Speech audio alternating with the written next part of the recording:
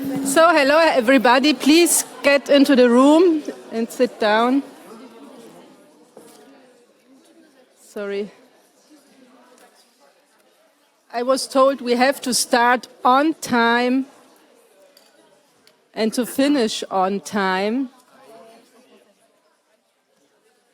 So please come into the room and sit down.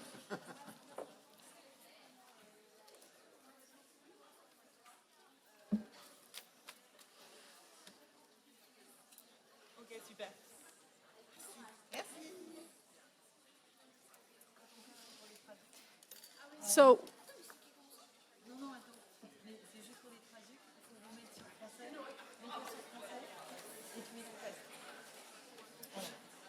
please sit down. We have to start on time because the translation will leave at 6 o'clock, so we don't...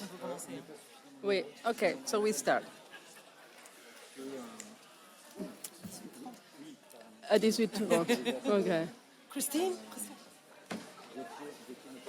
Please sit down, come into the room and sit down.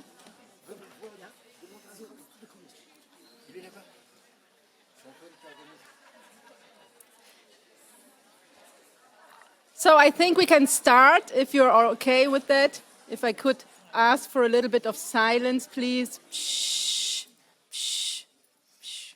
Okay. Thank you very much. Thank you very much for joining us also on the second panel. I'm Manuela Ripa from the Ecologic Democratic Party in Germany, and together with Roose, I'm going to moderate this panel today. On the first session that we had before, it was a lot about animal welfare legislation, that we're waiting urgently for it because we want that millions of animals stop suffering right now, and that's why we urge the Commission to come up with the legislation. But on this second panel, we are focusing on best practice examples throughout Europe where animal welfare is already practiced. And I think this is also extremely important that we show best practice examples, because this is also what Europe is about, to learn from our neighbors, to see what they're applying, what works well, and what we can use also in our regions. And luckily, there are many of you doing something for animals. There are also a lot in the room today. And I already would like to apologize that we couldn't give you all the floor. With the other organizing MEPs, we chose 10 initiatives, projects or campaigns that are taking place in Europe in which we found particularly inspiring and relevant. So let me welcome all our panelists today. I see we also have very young guests, so very welcome to you as well. And we are giving each of you 5 minutes. We have a time here. They check that you can speak 5 minutes, and then we have to cut it because we want to hear all your presentations. We want also to give you the floor to ask questions, so we have to be very strict on time. And now I will hand over to Caroline, who will introduce the first speaker. Merci, Manuela. Thank you, Manuela. As you said, the Greens are fighting for animals at the European level. We saw that in the first panel. And now we're going to have a look at what's being done at the local and national levels. Now, to save you some time, I'll give the floor straight to our first speaker, who is Feytout. In 2020, the Greens won the local elections in Bordeaux in southwestern France, and Francis was elected as a local councillor. And he's responsible there for animal well-being. And you're going to explain about how animals in cities can be helped with birds, rats, and stray cats, etc. Thank you, Caroline. Can you all hear me? Good. Members, supporters, I'd like to thank everyone who's been involved in organizing this conference. I'm in charge of animal welfare in the city of Bordeaux, and I'm convinced that the local level is the most important of all when it comes to helping animals. I wanted to describe some of the actions that local authorities in France can pursue to improve animal welfare. First of all, animal welfare has to be seen systematically. In line with our democratic participation initiatives, then we have launched an initiative. I met a young entrepreneur who took part in this consultation, and I worked with her to help her to get funding. France has got a lot of national and local associations, and a local councillor is in a perfect position to give value to the work of the associations. Grenoble, Lyon, a number of different cities around France are organizing cooperation between associations in what we call an associations village. We need to consult them more often. It's important for these associations to know one another, to know what they're doing, that they learn to work together and understand each other's positions. I think that that is the only way we can really live up to the challenge of animal welfare. So as a councillor, I work to try and cooperate with the associations in Bordeaux. Another important case is Strasbourg. They give value to the work of volunteers who work with stray cats. Volunteers really work on the ground, at the forefront, and Lyon is putting a lot of money into helping to sterilize stray cats. There's also public procurement, which can be used as a lever. In Grenoble, we have insisted on the use of products which are not tested on animals, and we have also tried to avoid purchasing products from intensive farming. And when there are good examples, we can shine a light on them. For example, in a call for expressions of interest for vegetable farmers in Bordeaux, I made sure that animal origin inputs were excluded, and also that there would be no measures to control rabbits, which are often considered to be pests. Green cities insist that there is at least one vegetarian meal on offer at least once a week. And we're now moving towards a second vegetarian day in canteens. We're trying to support legumes and in an initiative that the French government is still not promoting. Since 2021 in Bordeaux, we work together with the Guerreiro Association, which is a specialist on urban birds. Pigeon population is now stable. We have contraceptive pigeon coops, and we are working on a number of different fronts. On the basis of our experience, we see that actually just killing pests does not get rid of them, because there will always be a new generation there to replace those that are killed, as long as there is sources of food there. We are looking at new methods. We are convinced that they will work better than the traditional systems. So we need to come close to the research community. Bordeaux is funding a study into urban animals, starting with wild boar.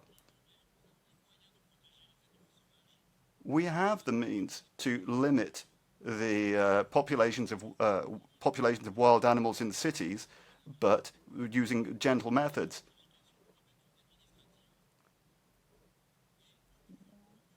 We can propose more ethical alternatives to simply shooting pests. Montpellier and Bordeaux have been working to train policemen to combat mistreatment of animals. Besides this series of actions, this is an example of good practice, because cities influence the centre and the central government, for example, through influencing senators. There is also a raising of awareness in all of the different electoral levels.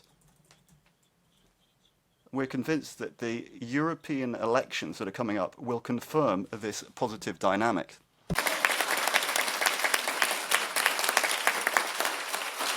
Thank you very, very much, Francis, for your presentation. We will take the questions in the end because it's important to hear all of them, and then we take the questions in the end.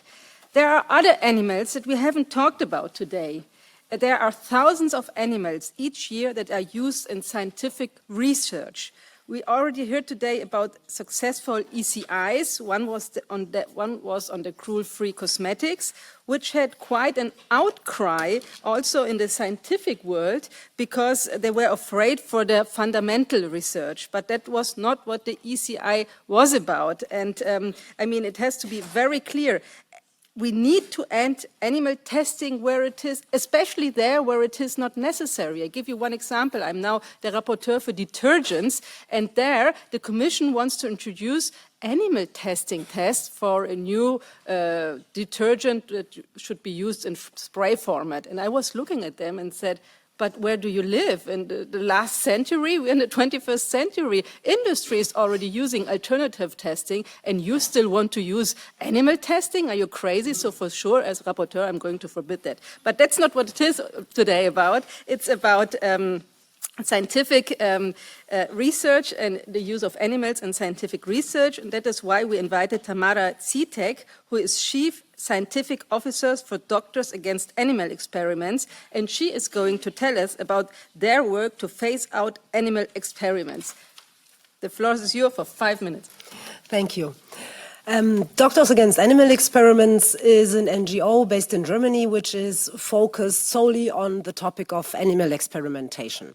And our aim is to move forward towards an animal-free science. So what are we doing?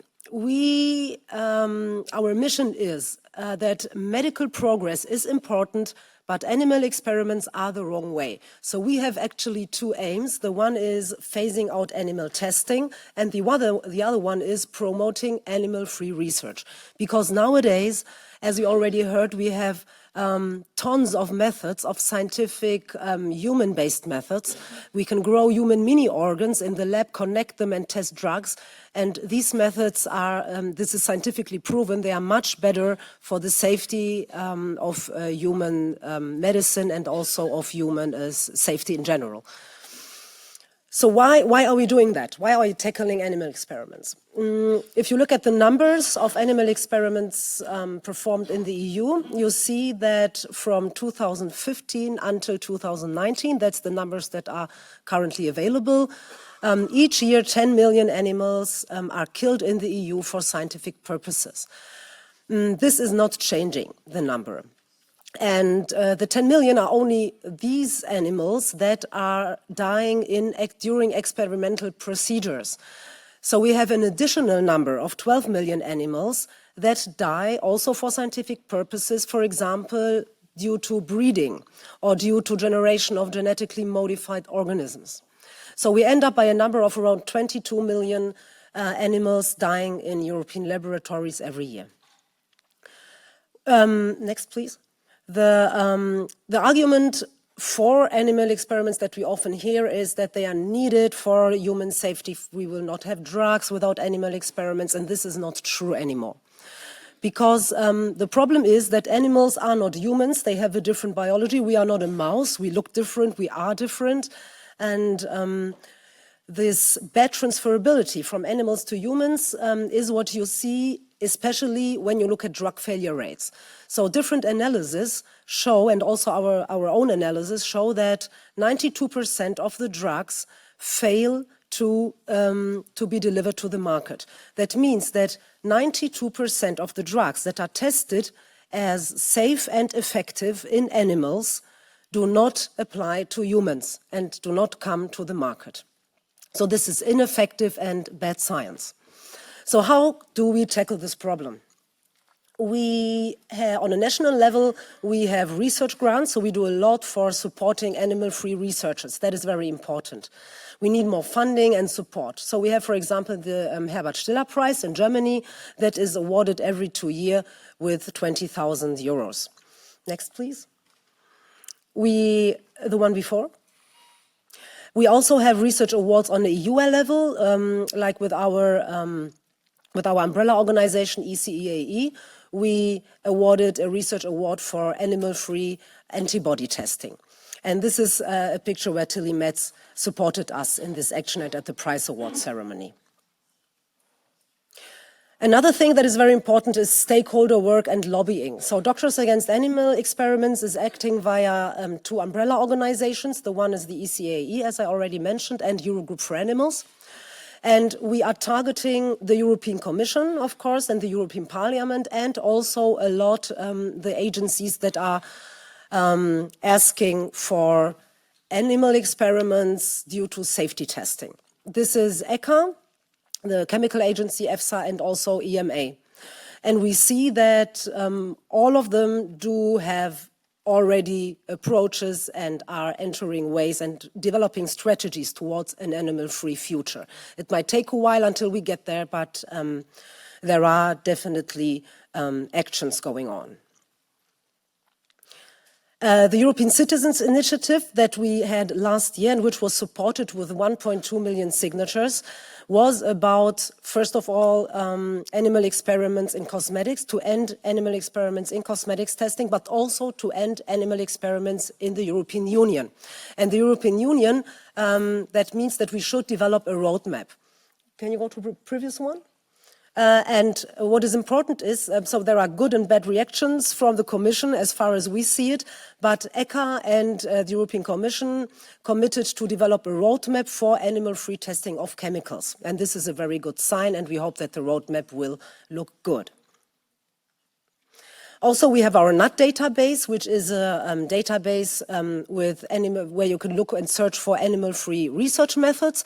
Already, we have 2,000 entries. So you can visit the homepage, and there you find, next slide, please, descriptions of methods developed all over the world without animal testing. Next one. And also on a global level, we are supporting scientific committees and part of scientific committees, for example, of congresses that, like the MPS World Summit in Berlin in 2023, that are also hosting and promoting alternatives and gathering all the researchers from all over the world that are working on animal-free research methods. Yeah, thank you for your attention.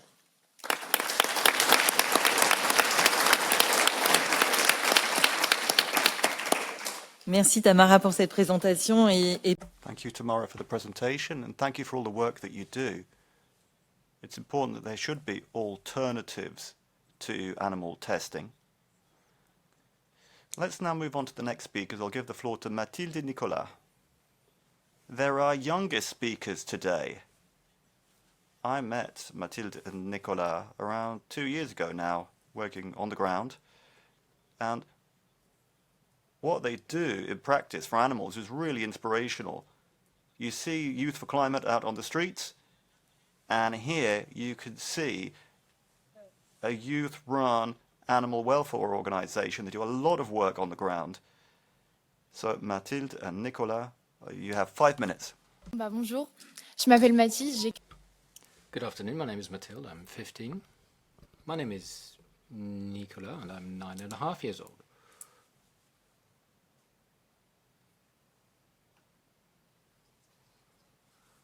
We're going to be talking about Darwin forever.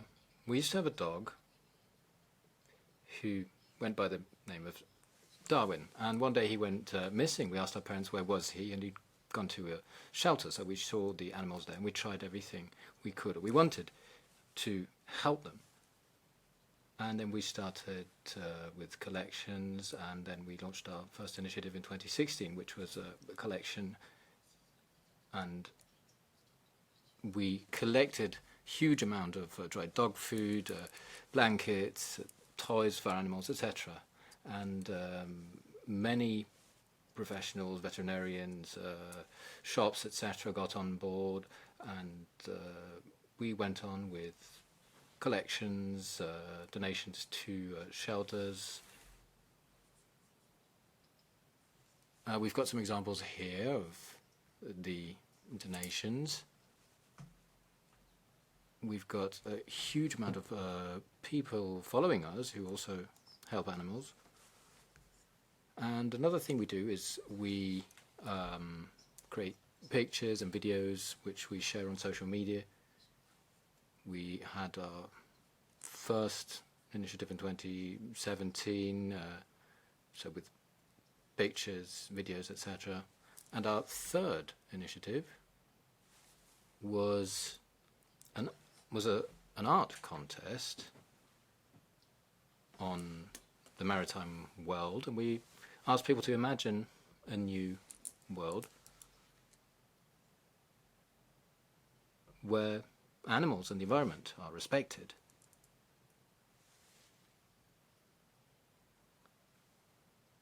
So there were some various celebrities who took part in this contest. And then our fourth initiative was in the press. We gave over 40 interviews over several years. And again, we had some celebrities on board. 2021, we worked on 2 pedagogical projects. The idea was to raise awareness, to go out into schools and to explain.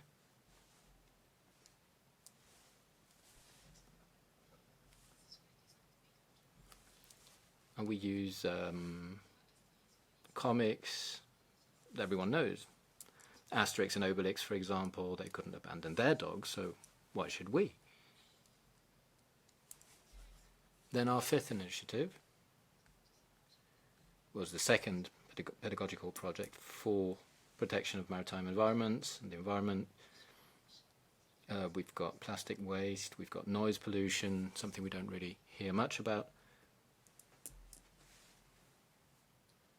And, well, since 2020 we've been going to schools, which you can see here.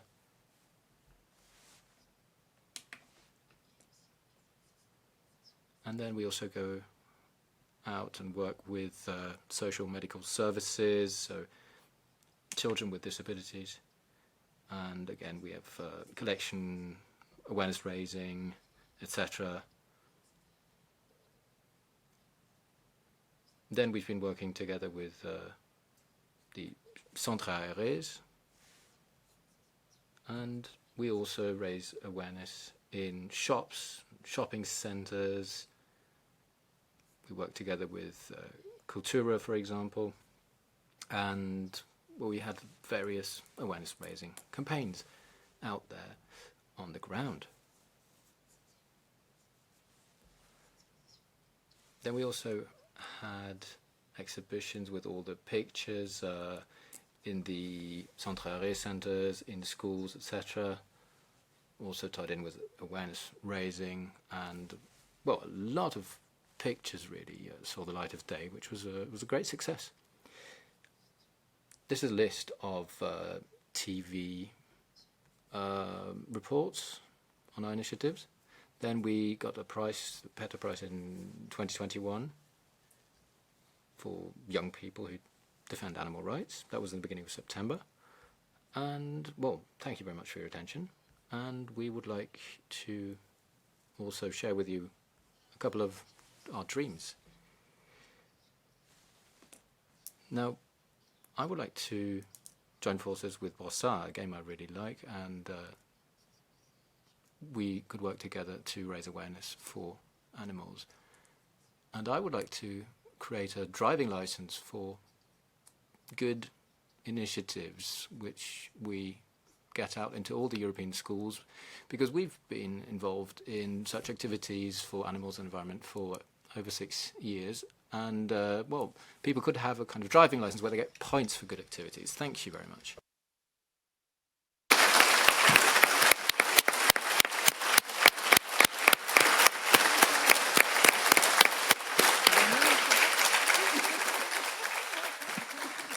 Thank you so much.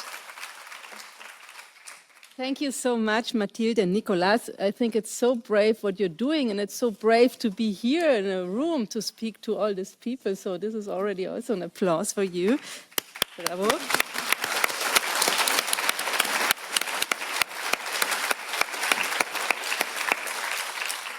And it is great to see that young people are already so committed for animal welfare, and this gives really hope for the future that things will change. Our next guest is Joanna Born. Is she here somewhere? Ah, over there. Perfect. Join us. You're very welcome. I can already introduce you while you step here. She is a legal... The other way around. She is a legal advisor for the animal welfare officer in Berlin, and that has been put in place at the federal level in Germany. You need to know that not every German land has an animal welfare officer. In my home region, Saarland, we have one, but for example, in Bavaria, we don't, and my party is fighting very much to have also an animal welfare officer there in Bavaria. We are doing a petition at the moment to get one. But not everybody knows what an animal welfare officer is, especially as in other European countries we don't have this kind of institution, let's say. And that is why we wanted to know from you, Joanna, if you could tell us what an animal welfare officer is and what he does. The floor is yours. Thank you. Sehr geehrte Damen und Herren, Ladies and gentlemen, I'm very pleased to present to you the first federal animal rights commissioner.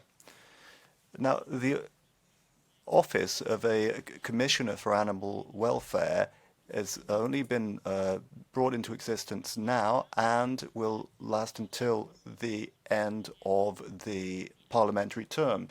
Ariana Kari is a veterinarian specialized in the protection of animals and public veterinary service, and previously she was the Deputy Animal Protection Commissioner in the state of Baden-Württemberg.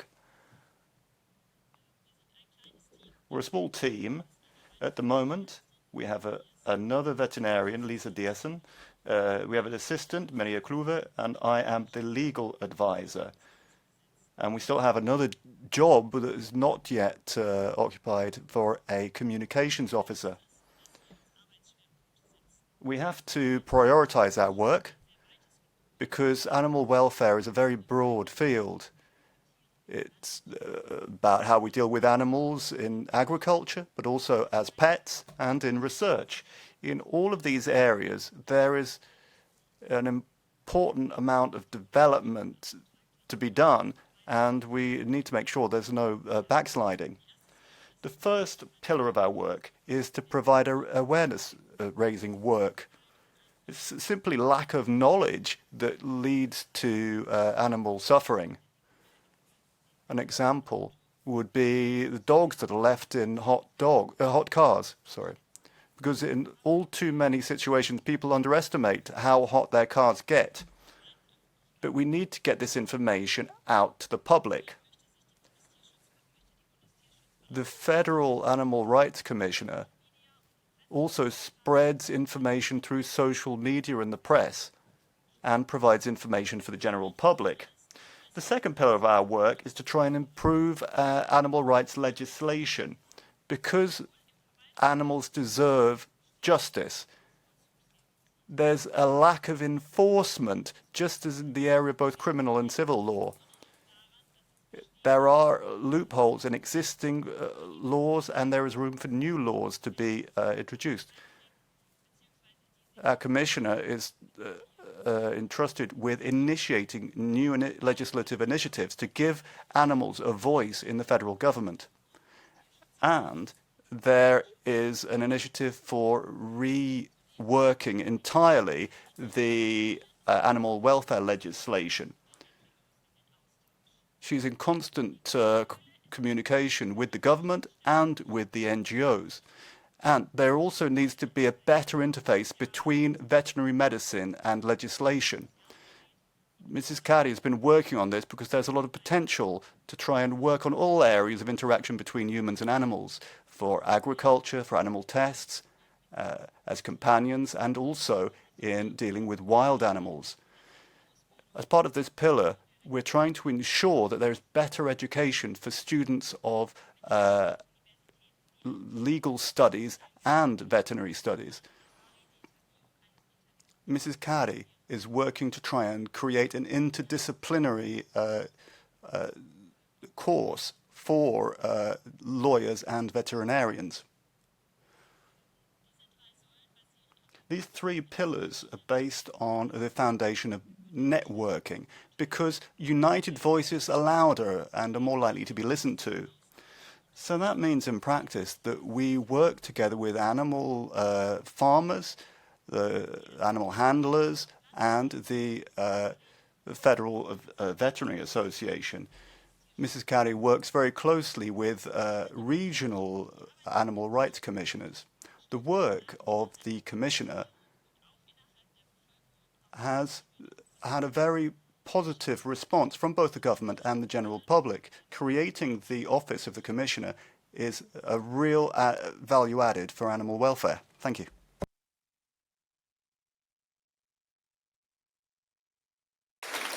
Merci beaucoup, Joanna. Thank you very much, Joanna, for that presentation. Clearly, we need people who are trained legal experts. We need this kind of training. Now let's move on to the next two guest speakers, Leah and Mila. We're not going to talk about animals per se, but I'll give you a minute to come up here. Bonjour. Donc, comme je vous le disais, on va pas parler. So we're not going to go right into the matter of animals. In 2020, your friend Morgan was killed while he was chopping wood by a hunter who thought he was aiming at a wild boar. And this was when you launched a call for witness reports, but and also your initiative, Jour Un chasseur, one day, one hunter. Yes, indeed. So our initiative started during a drama in 2020, during the confinement. Our friend died, and well, we were very surprised to see that no one really cared about it in France. For the politicians, it was well, something that simply happens, as well for the media. And then we looked at the context, and we saw that there was a lack of legislation, so this was just waiting to happen. And for us, it was hard to understand that someone could just die, 25-year-old, and no one was willing to do anything. So we reached out on a local level. We wanted to take stock, to look at what had happened, and this is when we launched a call for people to provide reports, to share their experiences. We did this via email, and well, anything really. We were asking for anything that had happened with hunters, where hunters were involved. And very quickly we found out that this was not an isolated case. Morgan wasn't the only one. There were lots of cases across the country, and well, we saw that this was an issue on the national level and also on the local level. And then we became aware of what was going on in France. We've got very lax rules when it comes to security. People can access and use arms very easily, pretty much anywhere. And hunting is going on pretty much every day.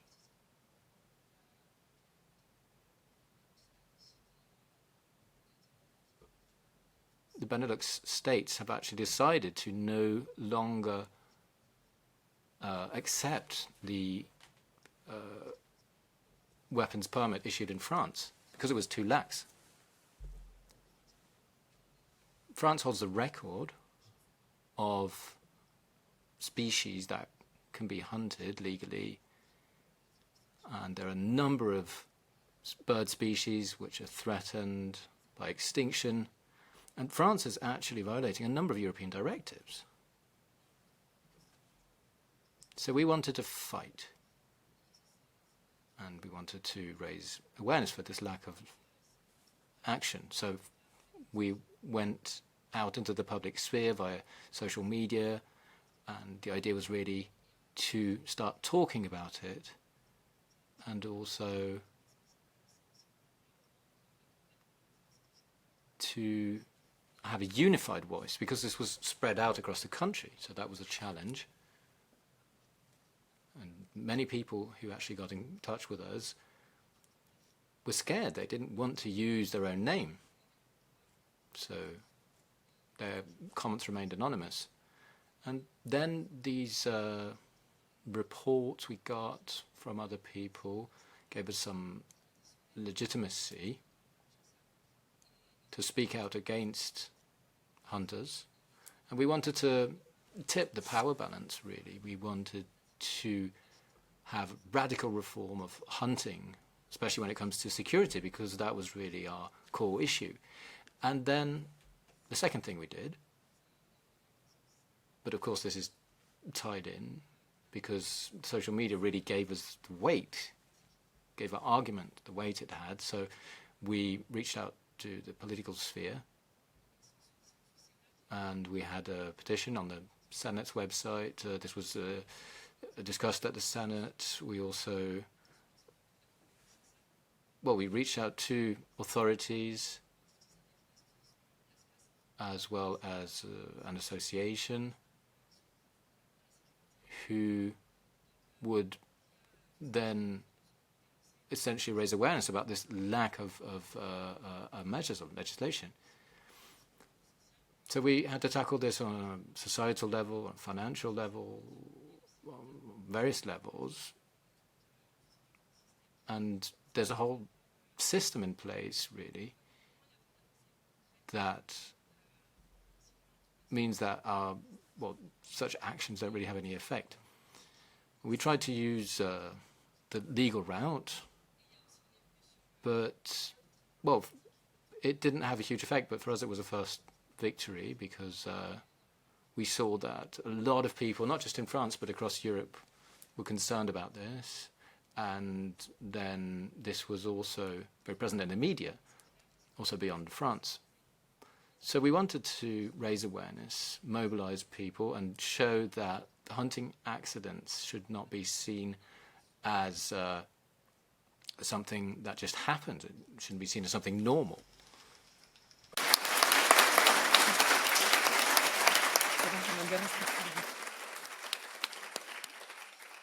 What a tragedy, and therefore thank you so much, Lea and Mila, for your commitment and for fighting that it is not a banalité, comme vous avez dit, but that is really something that is to taken very seriously, and that we have to not make it happen again, because it's really human tragedies there.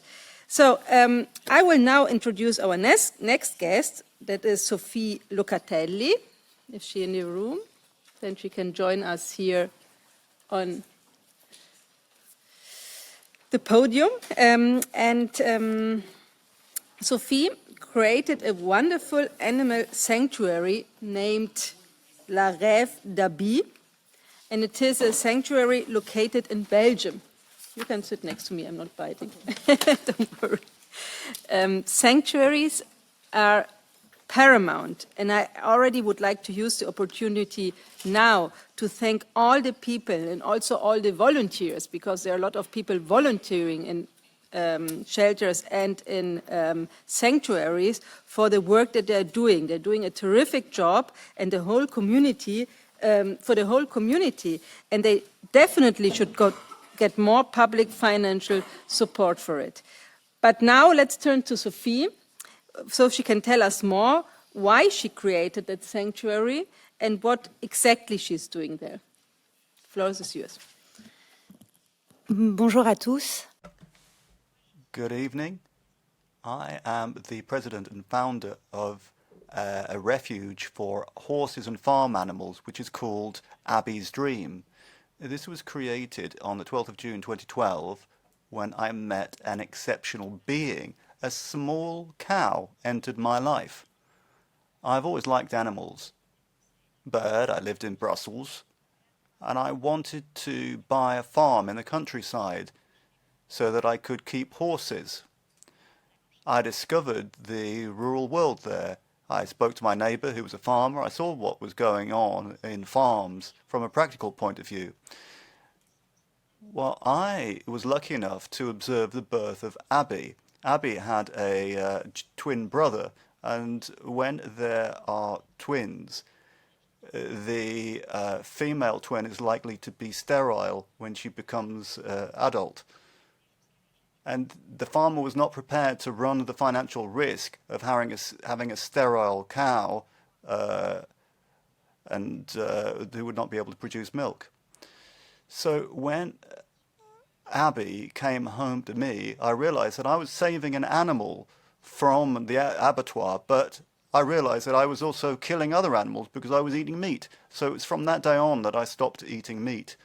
Living beside Abby, I realized this fantastic little being had raised my awareness, but she could also raise the awareness of other people as well. So I decided to create an association which has the job of raising awareness for animals through animals. So I created the association Abby's Dream. So I welcomed other animals to my farm until I had got quite a large number of them, and then I decided to move to a larger farm where I'm currently working now, and we've been able to open the sanctuary to quite a number of other animals. We've now got more than 200 large animals in the refuge. We save at least 100 lives per year, and thankfully I can count upon a very motivated network of volunteers, around 60 people, and we have about 40 interventions per year. Abby's Dream has got two main tasks. Well, first of all is that we rescue mistreated animals who are rescued by the authorities for serious mistreatment. So we help them with the health conditions, we restore them to health, we give them everything that they need from a physiological and emotional point of view, and then these animals are proposed for adoption. The other great task that we pursue is to raise awareness, inform people who visit us, and explain what the reality of farming is. We explain what these marvelous animals have to go through every single day before they find themselves on the plates of consumers.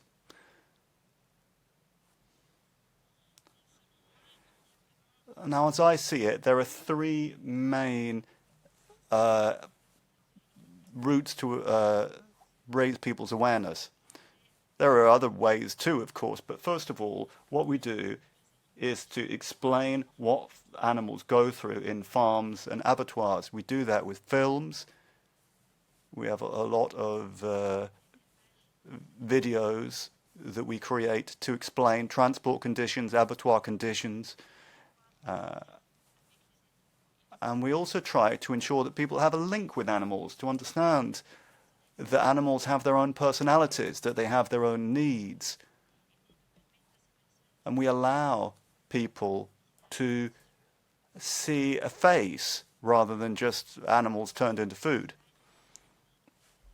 We also have to propose alternatives, of course, because otherwise people don't know what they can do to try and change the situation. So we propose vegan alternatives, recipe ideas. We've tried to create a mutual help network through our volunteers so that people can explain their own problems when it comes to changing their lifestyle, changing their diet. Because it's a big change to people's lifestyles to change diet. Thank you very much.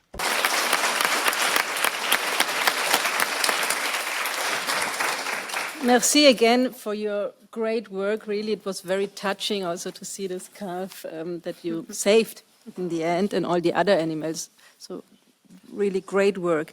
We heard about animal welfare councillors in Germany, and now we're turning to France. I will present our next guest, who is Marie-Françoise Hamard. There she's arriving. And she is a municipal councillor in Strasbourg in charge of animal protection in the city. Strasbourg has a green mayor since 2020, and like many cities, Strasbourg had a zoo in which animals were kept in a very difficult situation. And among the many things you did in Strasbourg, you managed to shut down that zoo. So can you tell us more about your experience and about shutting down the zoo? Merci beaucoup. Alors moi...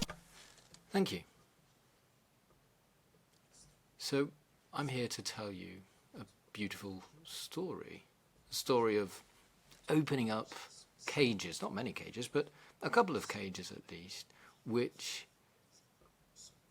had captured wild animals in Strasbourg, in the Orangery Park, one of the most beautiful parks in Strasbourg. And it's just outside the Council of Europe. Now, this was a campaign launched by the city, and I was the mayor, and people thought the idea ridiculous that the zoo, which had been in Strasbourg for so many years, should close down. It was the zoo was founded in 1903, so we're talking about 120 years, and since then they held animals in deplorable conditions. Some 100 animals of about 30 different species, and for a very long time an association was in charge of managing it. The Friends of the Zoo, they would call themselves. And in the 70s and 80s, they had been involved in reintroducing wild swans, but apart from that, they didn't really do much for animals. And they were involved in keeping these animals in these dreadful conditions. They had financing both from the city of Strasbourg every year in the form of a grant that was approved by the administrative board. And, well, every year there were voices saying this can't continue, but then they always voted in favour at the end of the day.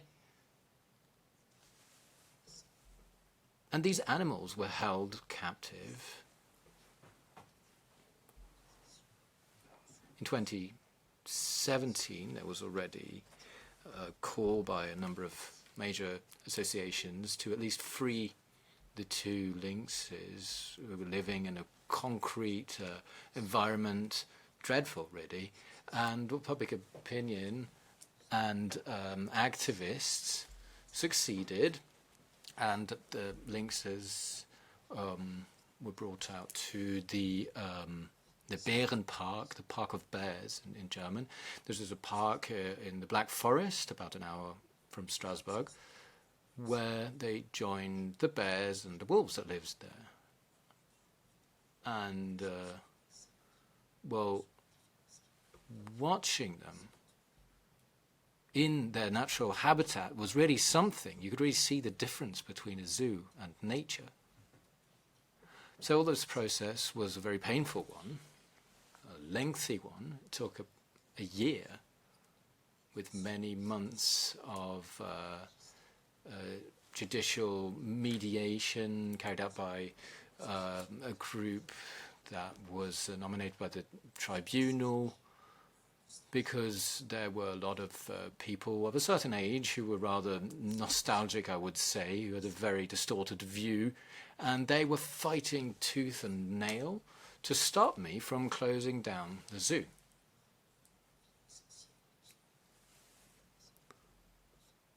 But I controlled one essential lever: finances. So slowly but steadily, things started to move, and well, there was political opposition. Mr. Laurent, at the previous meeting, said, but why is it always the environmentalists and the leftists who have to fight for animal rights? Well, it's quite simply because political opposition makes our lives very difficult. But in the end, we succeeded, and we were able to overcome all the obstacles. And then I was given the green light by the municipal services. So for the first time since 1903, we didn't pay out any grants, any subsidies. And then, last year, the zoo finally closed its doors to the public. There were still a couple of animals which they hadn't been able to get rid of, because that was another struggle to find places to put all these animals. This was rather costly and difficult. Whenever I got feedback from the zoo or from the animal refuges, of course, this was great news that they'd found a place for an animal, because, well, this was really my fear, that there would still be animals left when all the people had left. So at the end of the day, we were able successfully to close it, and we've still got 2 animals left, 2 mountain goats, and well, we hope we can find a place for them. What was really tricky was the macaque monkeys. We had to send them across the channel to a refuge in England, but this was very tricky, costly. There was quarantine involved, etc.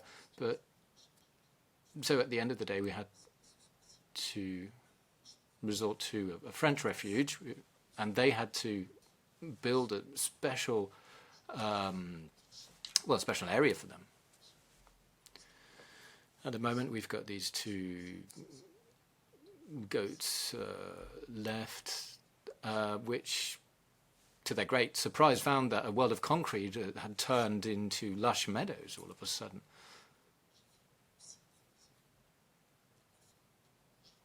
And then I also closed down the pedagogical farm, which was opposite the zoo, because this was nowhere near in line with the standards for farm animals, etc. So this really had to be revised, and that's what we're currently working on. We received 3 applications for projects for the space, so to reclaim the zoo, or the former zoo, to have animals which run free to use this space. Then in May we had a press conference on the closing of the zoo and the animal welfare policy in Strasbourg, and this press conference was held outside the cage, the monkey cage, and currently in the monkey cage you've got tomatoes growing there. Probably the monkeys spat out the grains, and that's why tomatoes are growing there now. But that was a happy ending to a difficult story. All the animals left, so they've got a better life. It's not necessarily a happy ending for the city, because the association that was in charge has actually taken us to court. But, well, I have every intention of hampering their efforts as best I can. At the end of the day, I think the important takeaway here is that animals aren't toys, just things we put on display. And, well, I believe it would be better to show people the animals we have here, such as frogs and hedgehogs, because that's what they live with. Thank you very much. Merci Marie-Françoise. Alors, Thank you, Marie-Françoise. Moving on to concrete measures that can be taken on a local level to promote the cause of animals with our next guest, Gauthier Chapuis. There you are. donc Gauthier Chapuis, il est adjoint. So Gauthier Chapuis is a deputy mayor in Lyon. He's in charge of greening the city and in charge of food. One of the initiatives is, first of all, to have vegetarian food for school children. And maybe you can tell us a little bit more about the details. You've got 5 minutes. Thank you very much, Caroline. And thank you for inviting me to speak before you. Good evening to everyone. Now, I just wanted to focus on 3 points. First of all, I'll tell you about the context of the city of Lyon. Then I'll tell you a little bit more about the school canteens, and then I'll tell you about the results we've achieved. We're now 1 year on, so we're starting to get some results. Lyon is the 3rd largest city in France, with about 500,000 inhabitants. It's a local authority, so we have competence for school food at maternity and primary level. We're also responsible for old people's homes. We have a central kitchen.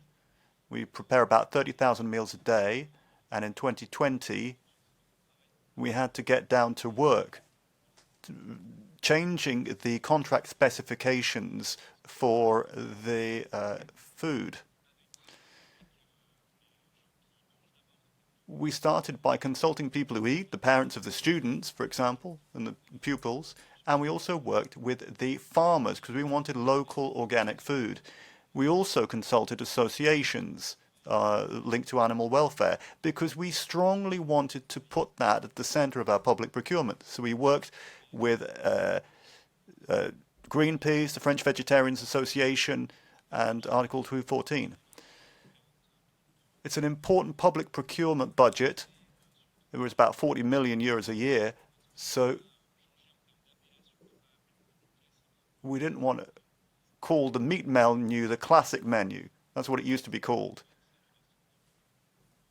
So we started rather to have a 100% vegetarian menu as one option, which we called the green shoots menu.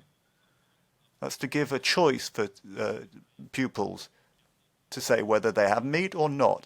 And if you have the meat menu at least twice a week, well, I'll remind you, children don't eat at the canteen on Wednesdays, so there'll be 2 with fish and 2 with vegetables as well. So we've drastically reduced the amount of meat in the meat menu.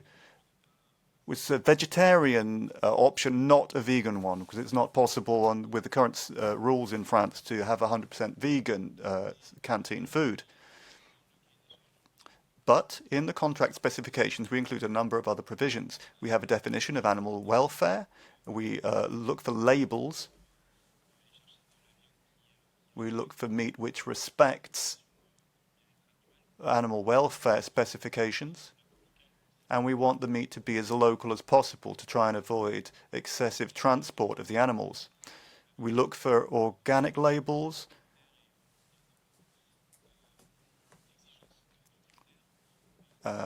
We are quite demanding. Our meat is 100% local. And it's always 100% organic and red label. We're also opening up these new menus to creches, to kindergartens. So for some weeks now, we've had 100% bio, 50% local, and low meat content, and no more charcuterie, no more sausages and salami. 25% of pupils now choose the vegetarian. Then there's a mixed option as well, which is quite popular, and 50% are still on the standard meat and fish diet. So there really are quite a lot of pupils who eat vegetarian food every single day at the canteen. Now, we're starting to get some feedback now. We've got a taste barometer where at the end of the meal, the children vote as to whether they liked it, hated it, or whatever. 91% of the children said they loved or liked the menu that they had chosen. So the quality is good. We have requirements for local food and organic food, and every month we look for the most popular meal among the children. For the first time in January, the vegetarian spaghetti bolognese was the first vegetarian meal that was ranked right at the top.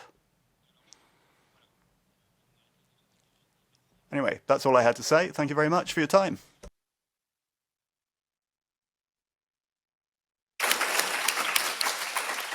Merci Gauthier. Oui, en effet. Thank you, Gauthier. Well, indeed, last week I was in Lyon for the animal festival. And when I heard that 25% of the meals were vegetarian at the canteens, I was really surprised. So, bravo.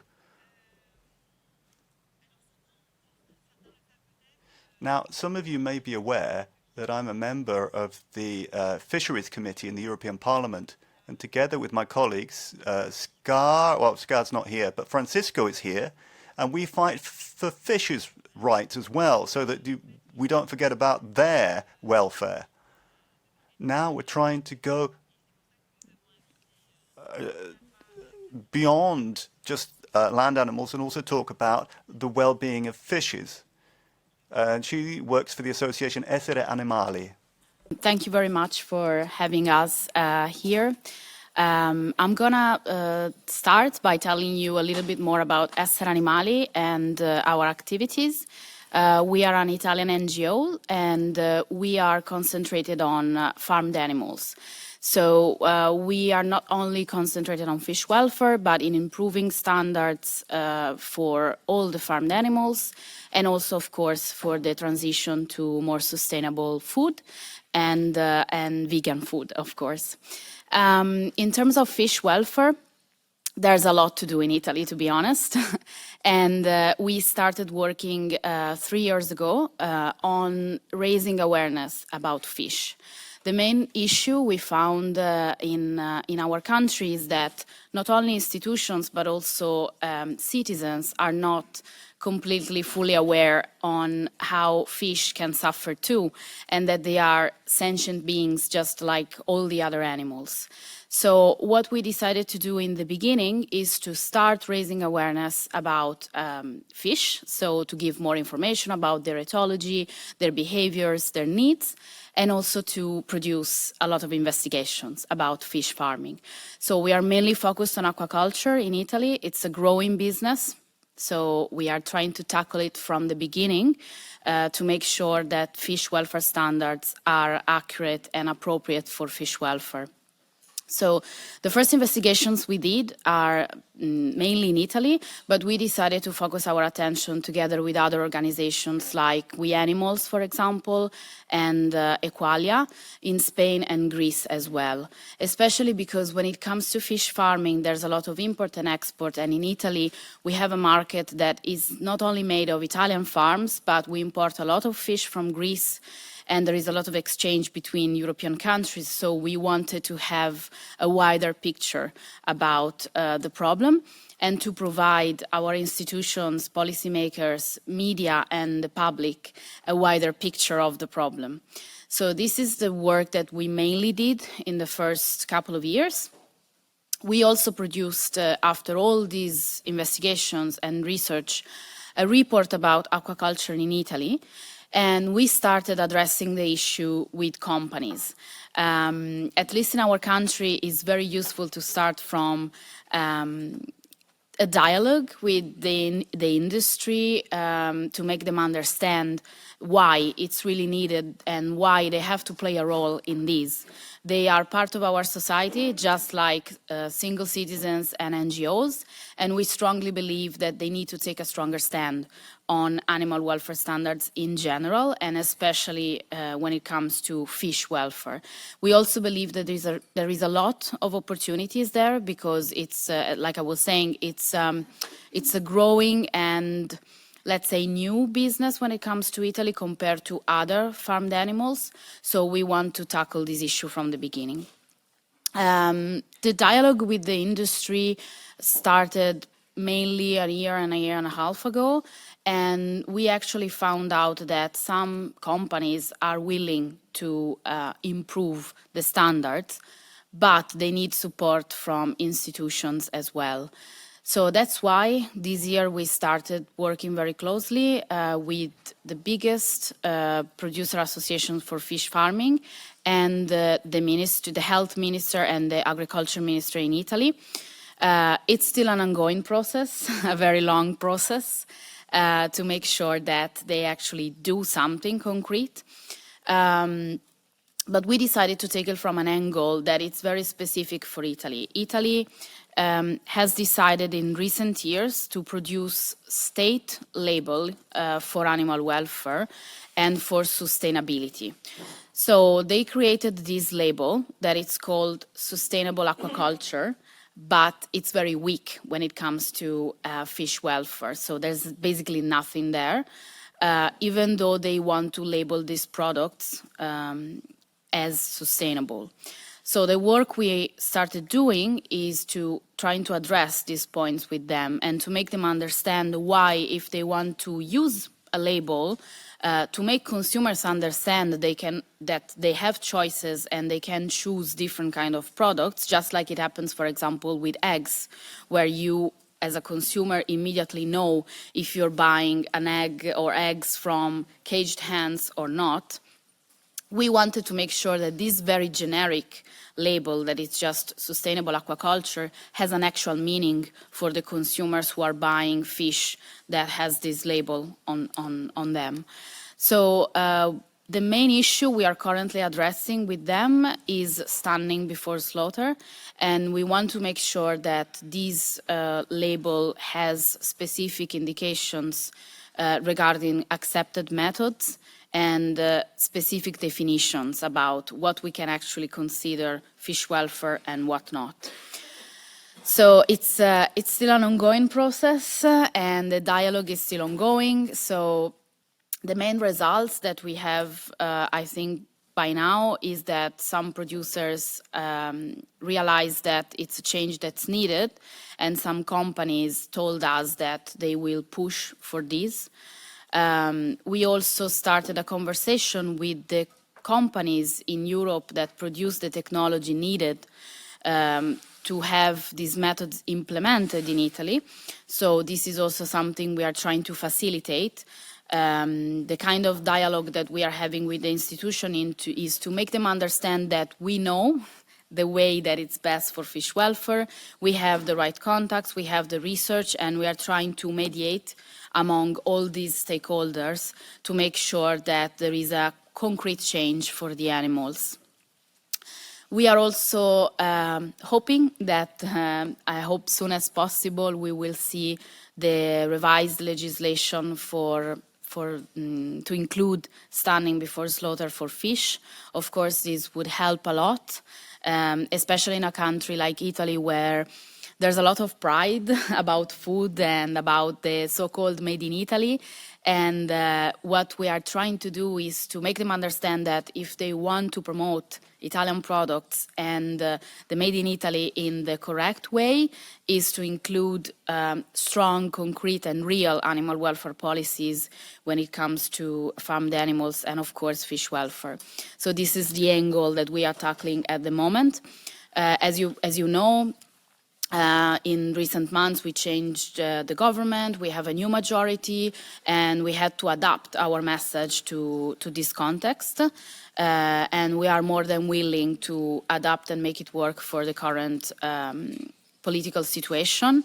And as you know, the current majority has very strong ties with Farmers Association, and we want to make this work. We think that the way to go is to find the best way to make sure that everybody is working together to the same goal. That's also why another issue we're tackling at the moment. Sorry. It's almost over, so Yes, I will quickly just add that we are working on how the Italian state and Italian regions are giving companies and producers the European funds. So to make sure that funds are also used to help farmers to implement the right animal welfare and fish welfare policies. So this is also part of a process where we want to have even more concrete results in the future months.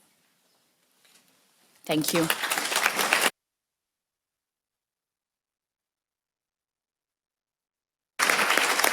Thank you so much, Chiara, of enlightening us about your work, your hard work that you're doing on animal welfare at the moment. And for sure, with this new government, you will need a lot of stamina, let's say, to impose more animal welfare. So I wish you all the best, and thank you so much for your work.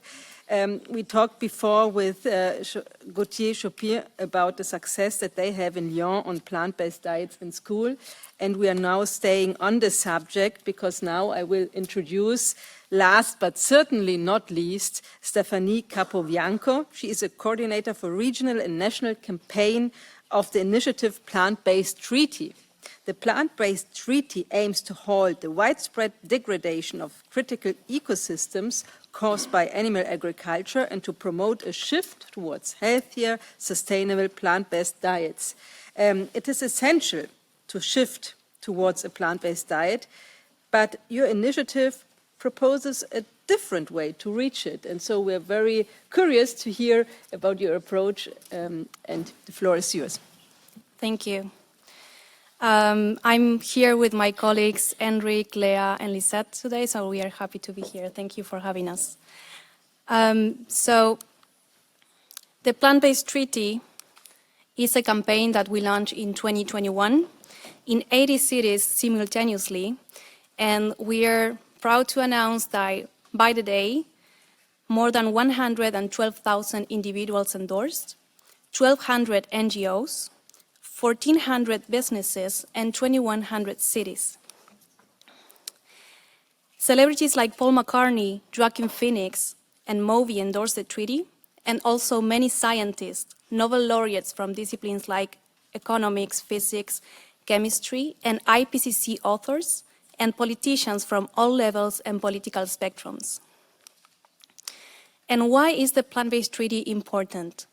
This treaty is designed for governments and world leaders to implement public policies and legislation for the plant-based treaty transition. We aim to negotiate a plant-based treaty to halt environmental impacts of animal agriculture and to stop the slaughter of millions of sentient beings. Our core principles are relinquish, meaning eliminating the driving forces behind the problem, so no expansion of more animal farms, for example. Then redirect, that means redirecting subsidies, taxes, and other similar finance measures, that can encourage or reduce certain types of production and consumption.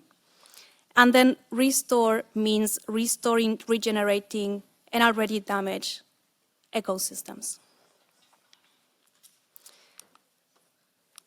Okay, next one. Here. And what about them? Because we talk about sustainability, human health, of course, but what about the animals? We believe that animal welfare regulations only serve to prolong the status of animals as property by making humans feel okay about using them. Unfortunately, these laws don't provide strong protection for animals, and they only promote the minimum care for using them as property. We need to phase out animal exploitation in all forms, and at some point, we need to be able to reflect that in legislation and public policy in general. The expansion of animal agriculture, the animal agriculture frontier, also affects wildlife. land use change is the main driver of deforestation and biodiversity loss. Failure to understand the interlinked connections between human and non-human animals brought tremendous problems to our societies, such as health epidemics, environmental catastrophes, and other social imbalances. If we are to face the immense challenges ahead of us successfully, we need to adopt a holistic approach to policy making. As I mentioned before, 21 cities already endorsed the treaty and are promoting measures and policies to do this faster transition. And you can also support this. The Plant-Based Treaty is a positive and solution-based campaign. It focuses on systemic change, just transition, animal protection, and ecosystems restoration. It is a chance to work with local communities, businesses, and cities and create change with them. Thank you.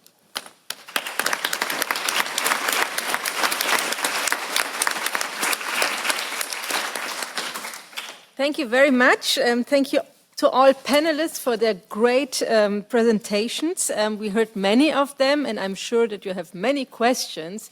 But as time is rushing, I was told I'm only allowed to take 3 questions. So please raise your hands. I see many hands, so that makes it difficult for me. But please, we start with the lady over there. Oui, Muriel Aubrier.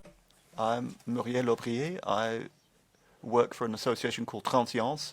We work on the transition to a non-animal world. You've raised quite a number of different ideas for replacing the use of animals in terms of toxicology, in the research world. And in our work as an association, we have come across a problem that hasn't actually been mentioned or dealt with, and that is how are projects assessed? Who evaluates in each of our member states the projects that use animals? Now, we're aware of this problem in France. We've launched a number of court cases against the Ministry of Research in France. There are ethics committees in France. I don't know if the situation is the same in other countries or if they have the same name, but there's a European directive in that regard. And that directive is totally insufficient, or at least the way it's used by the competent authorities. Article 59 talks about the competent authorities, but what authority? Is it the project assessment, or is it the permit issuer? It's very vague. So I would call for a review of that directive, particularly with regard to this issue of who does what. Even if there are alternative methods which are supported, developed, and given value, then as long as you have the people on these committees coming from the world of animal experiments, oh well, okay, or people who are just simply not in a position to know what is at stake, who might know what a cellular culture is or something like that, but not much more. So, I mean, I think that the people on these committees needs to be the right ones. That's something to be looked into. I would like to join in and talk about the evaluation. Is she still here? Can you?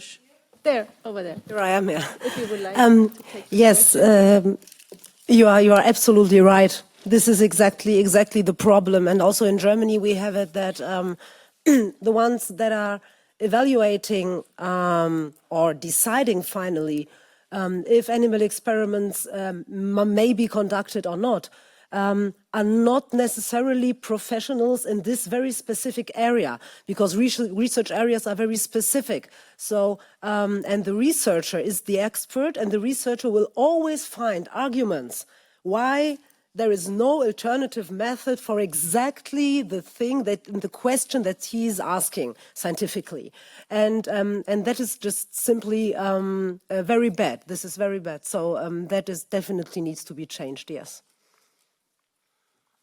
Thank you very much. So we definitely have to improve here. There's no question about it. I saw another question over there, please. Oui, merci. Bonjour. Déjà, je tiens.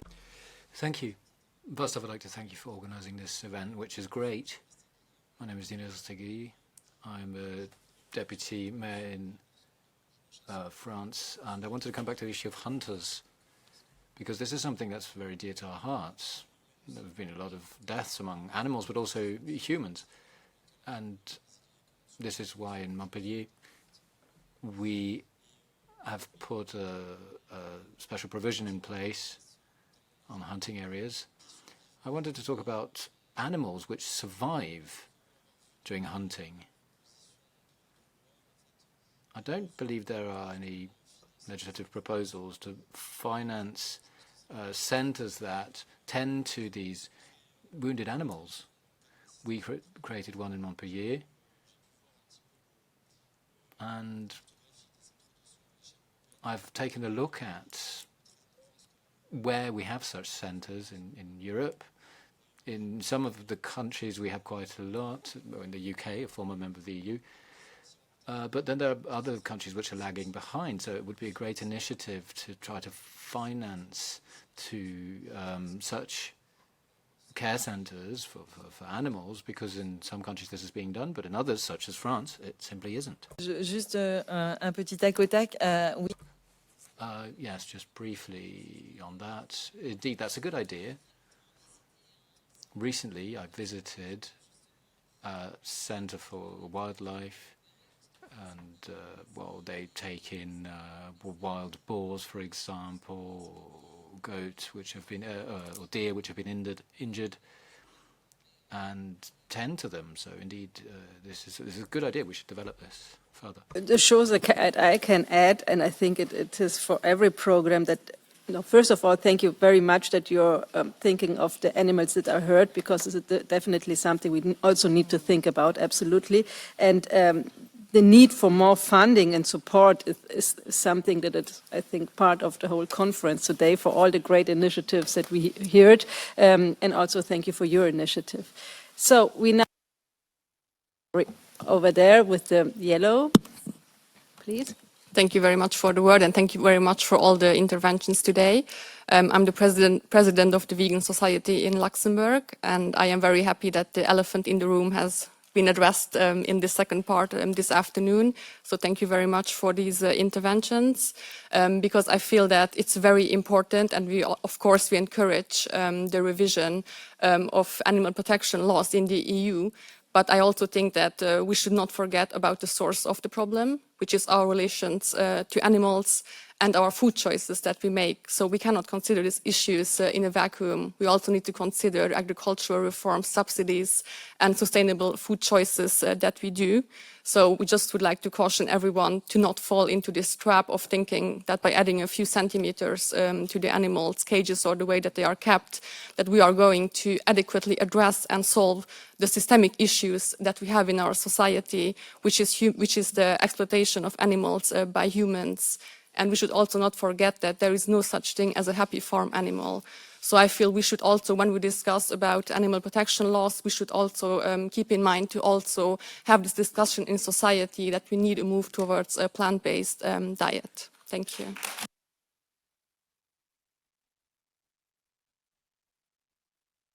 Thank you very much. It could have been almost a conclusion, but we still have some concluding words for sure. I'm so sorry I can't take your questions because the translators have to leave really at 6:30, but we have the possibility to talk afterwards at the reception. I will now hand over to Caroline. Please. Merci pour votre intervention. En effet, il faut revoir nos modes de consommation et le rapport que nous avons avec le... I just wanted to say that we need to change the relationship we have with living beings. I just wanted to thank everyone for all of the contributions, all of the questions, and I think we should just give a round of applause to all of our speakers this afternoon. Alors, je conçois... Now, I realize there's a certain amount of frustration in the room because there are a lot of subjects that haven't been fully dealt with. There are so many things we could say about animal well-being. However, afterwards, we've got a vegan aperitif. So you'll have an opportunity to talk among yourselves, continue the debate with us. And then we're going to need a second stage, I think. The next initiative will be one to improve the situation, to transform our relationship with living beings and the living world, to stop using animals and mistreating animals. But before the vegan aperitif, I will give the floor to Francisco to conclude the debate.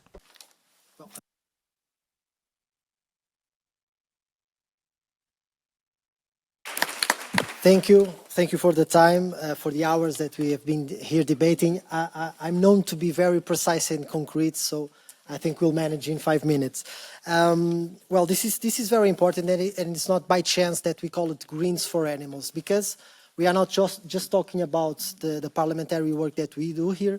We are talking about municipalities, we are talking about NGOs, we are talking about initiatives that are local, municipality, regional. We are talking about individuals.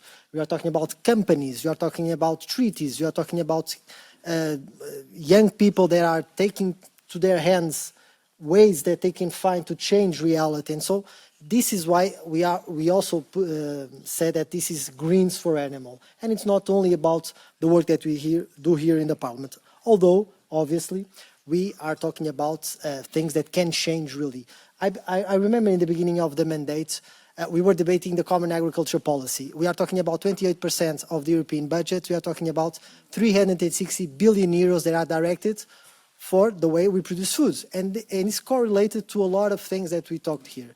And we are also debating the funds for fisheries, that it's a little bit less, so it's 6 billion, but still, when we talk about protecting the oceans, this is a direct tool that we could use to benefit the oceans and not the other way around. And when we were debating the Common Agriculture Policy, we were one of the few groups that was talking about a systemic change. And so when we were talking about this, we included also animals on this approach. And it was very curious to see that it had a lot of resistance. And we kind of see that some cracks are open. And this is because the society is mobilizing. Sometimes it's very frustrating. I do understand NGOs that are here for decades trying to push for legislation. It was stated here that we need to have a framework of sustainable food. It was also a promise made by the Commission that they are not delivering. And so this would be very interesting to also have labeling, the ways of produce food, the way markets, supermarkets present food to us. And so a way to also integrate the feedback of civil society, and this was also not delivered. And so in the beginning of the mandate, we were talking about a common agriculture policy, and we saw a huge change. Although it was not a change that we wanted, we kind of see the cracks, and that is why I think this is also the system fighting back. This is the status quo fighting back.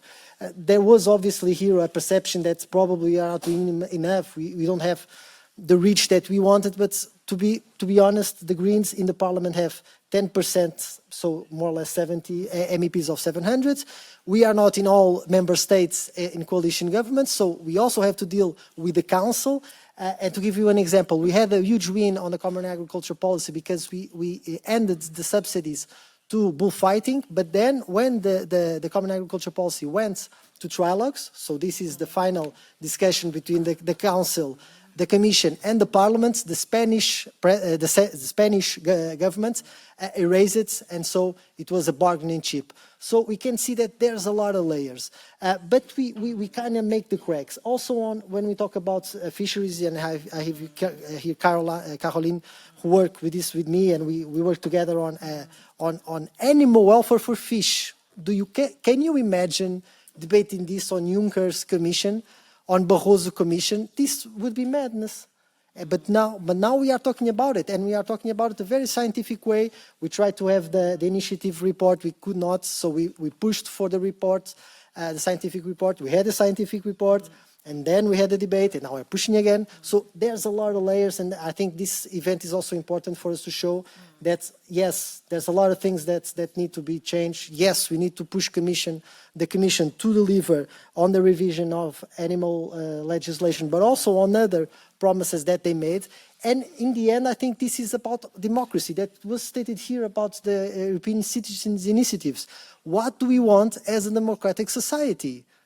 What do we want? Do we want politicians that speak things and then they don't deliver?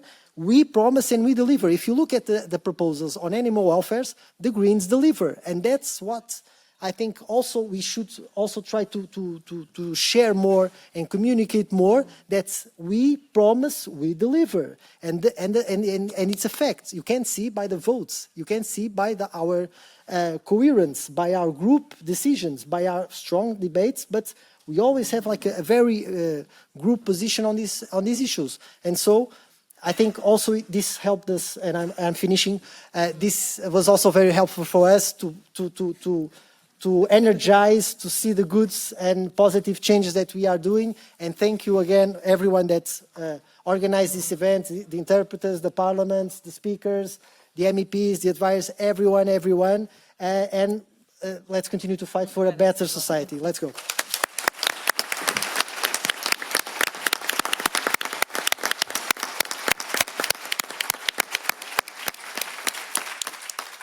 Merci à toutes et à toutes, et merci aux...